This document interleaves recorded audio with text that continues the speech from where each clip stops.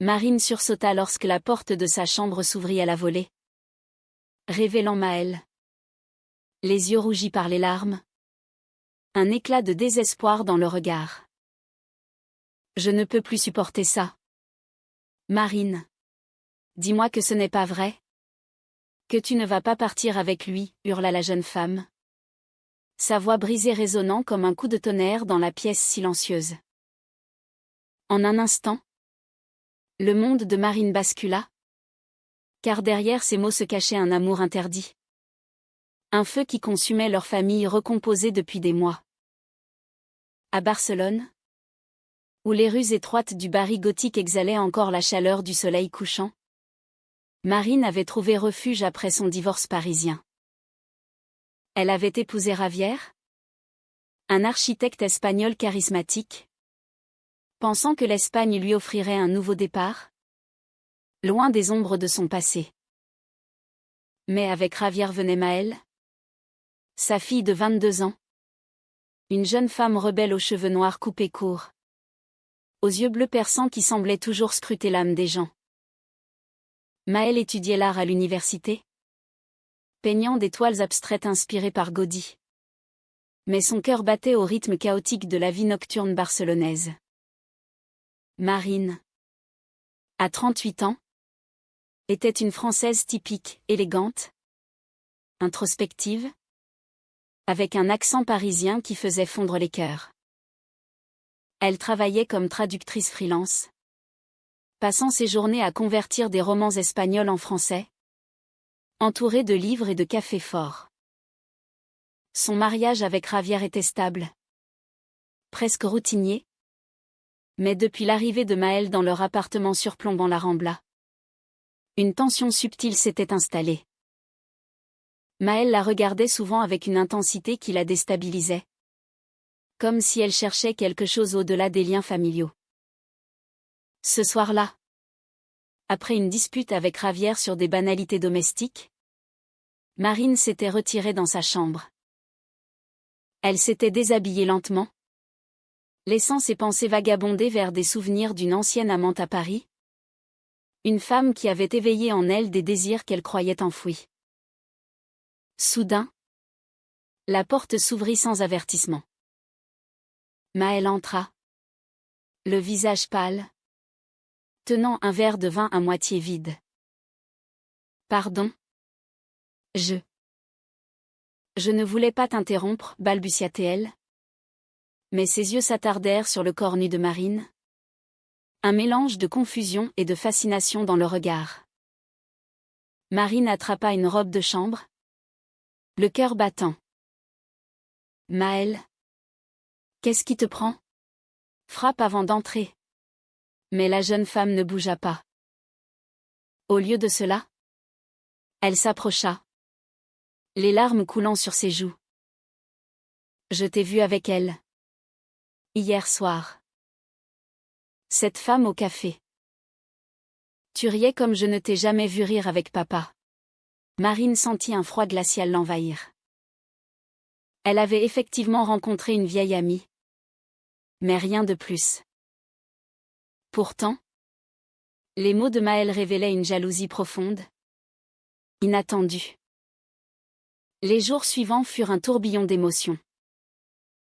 Maël évitait Marine, passant plus de temps dehors, rentrant tard avec l'odeur de tabac et d'alcool sur ses vêtements. Javier, occupé par son travail, ne remarquait rien. Marine, elle, se surprenait à penser à Maël constamment. À ses sourires fugaces. À la façon dont elle mordillait sa lèvre inférieure quand elle était nerveuse. Était-ce de la curiosité maternelle ? Ou quelque chose de plus dangereux ? Un après-midi pluvieux ? Alors que Javier était en voyage d'affaires à Madrid, Marine trouva Maël dans le salon, entouré de toiles inachevées. « Parle-moi. Maël. Qu'est-ce qui te tourmente ? Demanda-t-elle doucement. La jeune femme leva les yeux. Un éclat de vulnérabilité dans le regard. Toi. Marine. C'est toi qui me tourmentes. Depuis que tu es arrivé? Je ne pense qu'à toi. Pas comme une belle-mère, mais comme une femme que je désire. Les mots flottèrent dans l'air, lourds de signification. Marine recula, choquée. C'est impossible. Ton père. Notre famille. Mais au fond d'elle, un feu s'allumait. Elle se rappelait ses propres expériences à Paris. Les nuits passionnées avec des femmes qui comprenaient son âme mieux que n'importe quel homme. Maël s'approcha. Posa une main tremblante sur son bras. Je sais que c'est fou. Mais je t'aime. Marine. Pas comme une fille aime sa mère. Mais comme une amante. Ce soir-là. Sous la pluie battante sur la terrasse. Elles s'embrassèrent pour la première fois. Les lèvres de Maël étaient douces. Hésitantes. Mais pleines de passion. Marine se laissa emporter. Oubliant tout, Ravière. La société. Les tabous.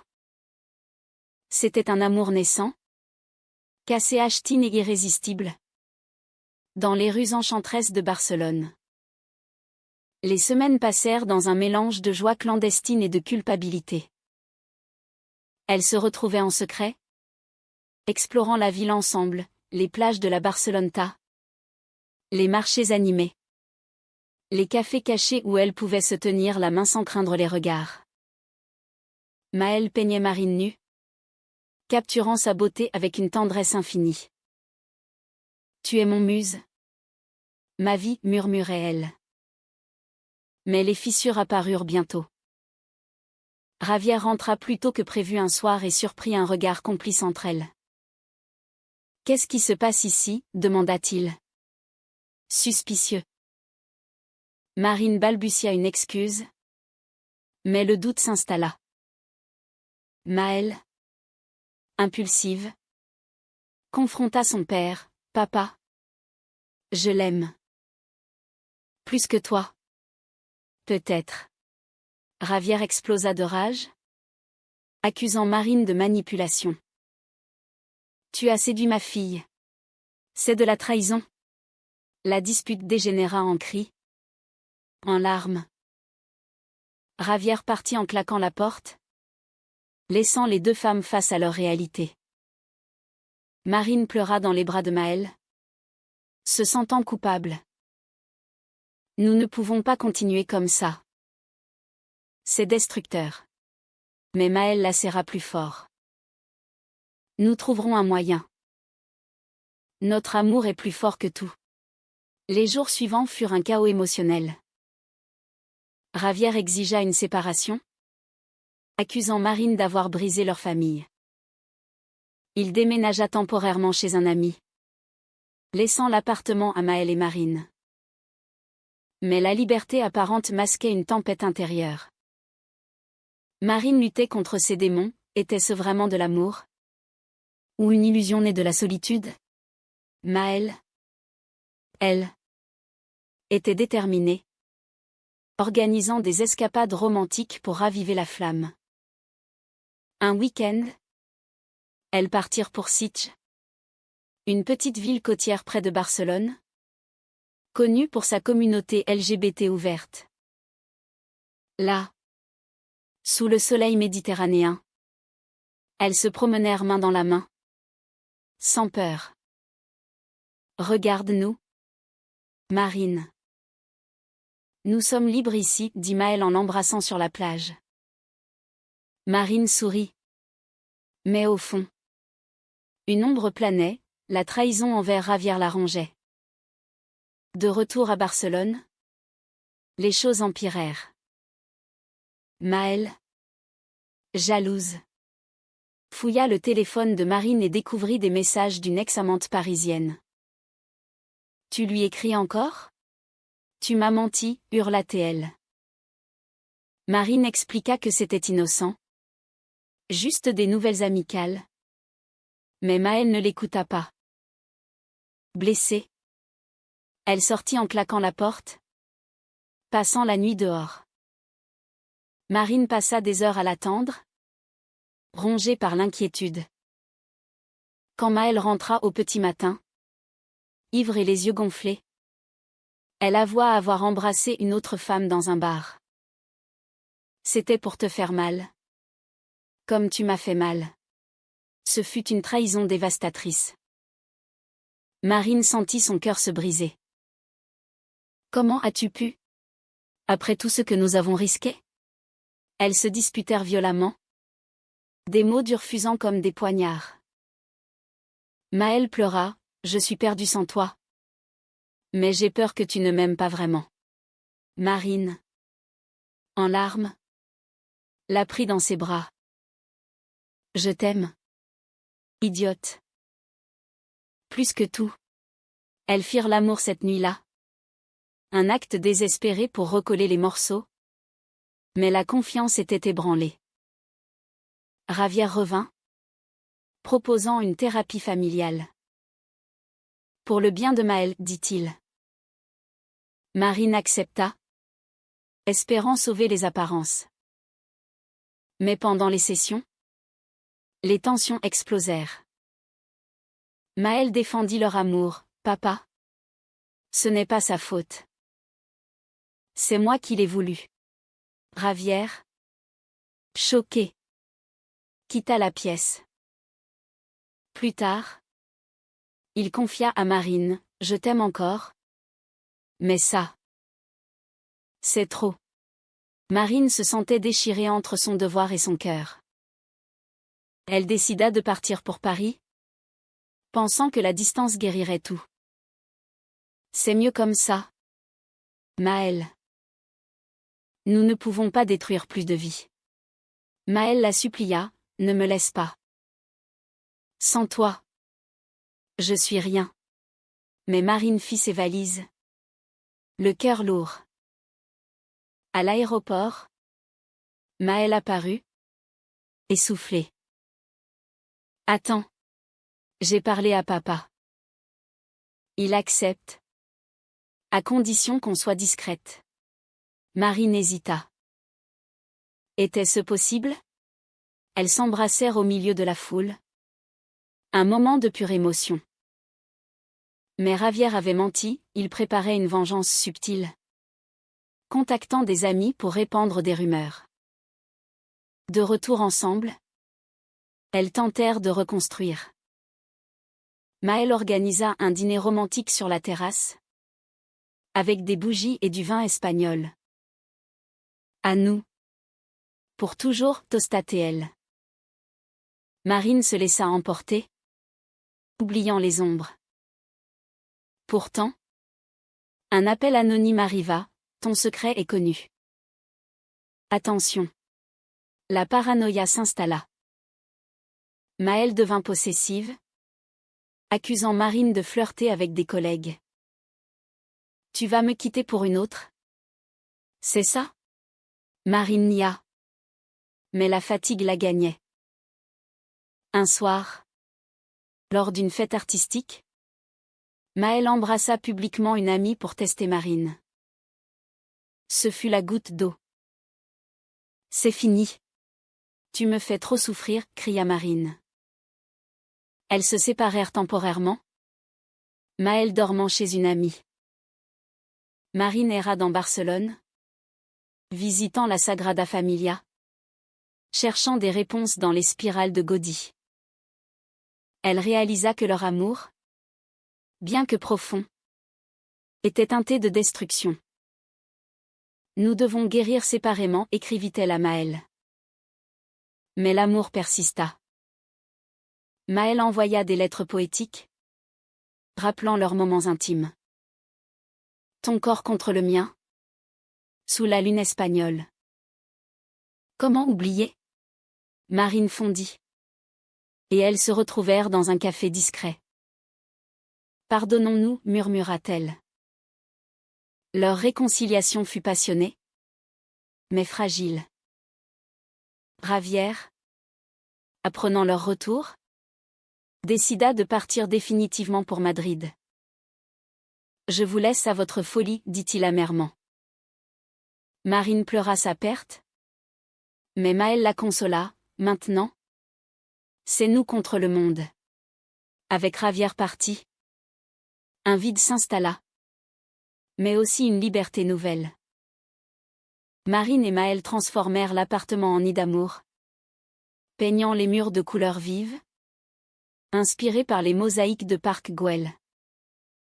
Elles vivaient leur romance ouvertement dans les cercles LGBT de Barcelone, assistant à des festivals, dansant jusqu'à l'aube. Enfin libre, soupirait Maël en embrassant Marine sous les étoiles. Pourtant, les cicatrices persistaient. Maël luttait contre sa jalousie, consultant une thérapeute. J'ai peur de te perdre. Comme j'ai perdu ma mère biologique, avoua-t-elle. Marine, touchée, partagea ses propres peurs. J'ai fui Paris pour recommencer. Mais l'amour vrai fait mal. Leur relation approfondie, mêlant passion et tendresse. Un jour, une lettre arriva de Paris, l'ex de Marine proposait un travail lucratif. Viens. On pourrait repartir à zéro, écrivit-elle. Maël, lisant par accident, explosa. Tu vas me quitter pour elle. Ce fut une nouvelle trahison perçue. Marine jura fidélité. Mais le doute s'insinua. Pour apaiser les tensions, elles voyagèrent en Andalousie, visitant Grenade et l'Alhambra. Sous les arches mauresques, elles firent vœu d'honnêteté. Plus de secrets, promit Maël. Marine acquiesça. Mais au fond, elle envisageait un avenir incertain. De retour, une surprise attendait, Ravière revint, repentant. J'ai réfléchi. Si vous êtes heureuse, je ne m'opposerai pas. Mais c'était un piège. Il avait engagé un détective, recueillant des preuves pour un divorce avantageux.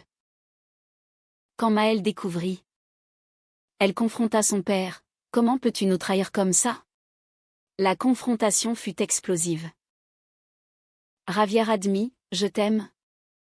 Maël. Mais ça me détruit. Des larmes coulèrent, révélant des douleurs familiales profondes. Marine intervint, arrêtons cette guerre. Pensons à l'humanité en nous. Ce moment marqua un tournant, forçant tous à affronter leurs émotions. Maël et Marine décidèrent de s'éloigner, louant une maison à la campagne près de Tarragone. Là, entourées de vignes et de mer, elles reconstruisirent leurs liens. Maël peignit une série de toiles sur leur histoire, exposant à Barcelone. C'est notre vérité, dit-elle lors du vernissage. Mais le destin frappa, Maël reçut une offre d'études à New York. C'est mon rêve. Mais sans toi. Marine l'encouragea, va. Notre amour survivra à la distance. Ce fut une décision déchirante, pleine de larmes et de promesses. Avant le départ, elles passèrent une nuit magique sur la plage, faisant l'amour au son des vagues. Tu es mon âme sœur, murmura Marine. Maël répondit, et toi? Ma muse éternelle. À l'aéroport, Ravière apparut, offrant sa bénédiction. Soyez heureuse. Ce geste humain répara partiellement les blessures. Maël partit, laissant Marine seule, mais avec espoir. Les mois suivants furent une épreuve. Elles communiquaient quotidiennement, partageant rires et désirs via appel vidéo. Marine visita New York, redécouvrant leur passion dans les rues animées. La distance nous renforce, dit-elle. Pourtant, une nouvelle épreuve surgit, Maël rencontra une artiste américaine, tombant sous son charme. C'est juste une amitié, mentit-elle initialement. Quand Marine apprit, ce fut une trahison ultime. Comment oses-tu, hurla-t-elle au téléphone. Maëlle rentra en urgence. Suppliante. C'était une erreur. Toi seul compte. Marine, blessée, hésita. Elles passèrent des jours à discuter, pleurant sur les ruines de leur confiance. L'amour vrai pardonne, conclut Marine, embrassant Maëlle. Elles décidèrent de recommencer, plus fortes.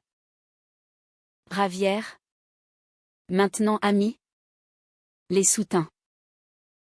La vie est faite de chutes et de relevés, dit-il. Leur relation évolua vers une maturité profonde. Maëlle abandonna New York pour revenir à Barcelone, où elles ouvrirent une galerie d'art ensemble. Notre histoire inspire les autres, dit Maëlle, organisant des expositions sur les amours non conventionnels. Marine écrivit un roman autobiographique, dépeignant leur parcours avec sensibilité française, Cassé Ashtine. Émotion brute. Romance intemporelle.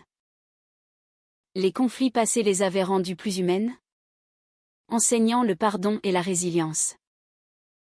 Ravière, remariée, visita occasionnellement, acceptant leur lien. Vous m'avez appris l'amour inconditionnel, avoua-t-il. Un soir d'été, sur la terrasse où tout avait commencé, Maëlle posa un genou à terre. Épouse-moi, Marine. Soyons unis pour toujours. Avec une bague simple, gravée de leurs initiales, elle offrit son cœur. Marine, émue aux larmes, accepta. Oui. 1000 fois oui. Leur mariage fut intime. Sur une plage catalane, entourée d'amis LGBT. Vœux échangés en français et espagnol, symbolisant leur fusion culturelle. Dans la joie et la peine, je t'aimerai, promit Marine. Maëlle répondit, tu es ma lumière dans l'obscurité. Les années passèrent, leur amour s'approfondissant. Elles adoptèrent un enfant, offrant un foyer aimant, brisant les chaînes des tabous passés. Maëlle devint une artiste reconnue, Marine une auteure acclamée. Leur histoire devint un symbole d'espoir pour d'autres couples similaires. Pourtant, la vie n'était pas sans épreuve. Une maladie toucha Marine. Un cancer diagnostiqué tôt. Maëlle veilla à son chevet, tenant sa main. Nous vaincrons ça ensemble, murmura-t-elle. Ravière aida, prouvant que les familles recomposées pouvaient guérir. Marine guérit, plus forte. Cette épreuve nous a rappelé la fragilité de la vie, dit-elle. Elles voyagèrent en France, revisitant Paris, où Marine présenta Maëlle à ses racines. Voici où j'ai appris à aimer les femmes, confia-t-elle. À la fin, leur amour triompha, personnel et profond. Pas un conte de fées, mais une odyssée humaine, trahison surmontée, passion rembrassée, leçons apprises. Dans les rues de Barcelone, elles marchaient main dans la main, symbole de résilience. Et ainsi, ce qui avait commencé par une porte ouverte sans frapper se transforma en une vie partagée, pleine de sens. L'amour, dans toute sa complexité, valait chaque larme, chaque joie. Car au bout du compte, c'est l'humanité qui l'emporte, reliant les cœurs au-delà des normes.